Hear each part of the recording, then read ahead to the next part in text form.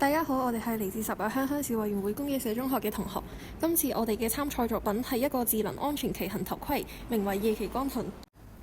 踩單車一直都係市民常見嘅戶外活動，疫情復常之後，踩單車嘅人數更加明顯增加。不過近年香港嘅單車意外數字持續上升，喺2019年至2021年之間，每年踩單車意外宗數由1739宗上升至接近3000宗，當中重傷同死亡個案亦有明顯增加。有研究指出，喺死亡個案之中，超過60%騎行者並無佩戴頭盔。因此，我哋提出一個問題，可唔可以設計一個同時具備保護同警示功能嘅頭盔，由源頭減低意外發生嘅機會？於是，我哋設計咗夜騎光盾，一個結合智能感應燈系統嘅安全騎行頭盔。夜騎光盾主要有3大功能：第一，夜間照明系統，當夜晚或者經過隧道、樹林等昏暗嘅地方，光敏點咗會檢測到環境亮度下降，自動開啟白色前燈同埋紅色尾燈，提升騎行者喺黑暗環境下嘅可見度。第二，剎車警示系統，當使用者剎車或者係減速，加速計會檢測到前後方向嘅變化，尾燈會即刻亮起或者閃爍，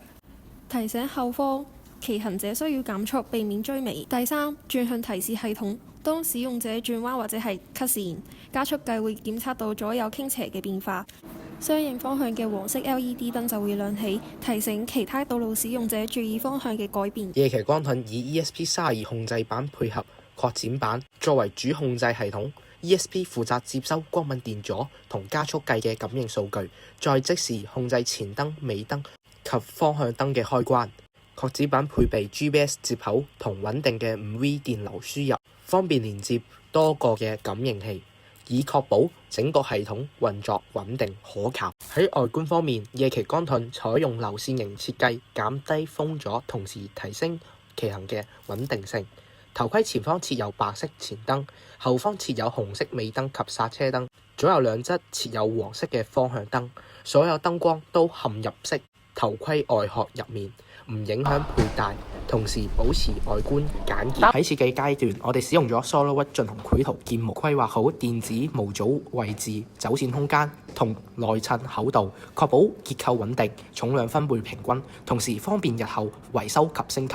喺材料選擇方面，頭盔外殼首選 PETG， 佢具有良好嘅衝擊性同埋防水性、韌性，適合戶外使用。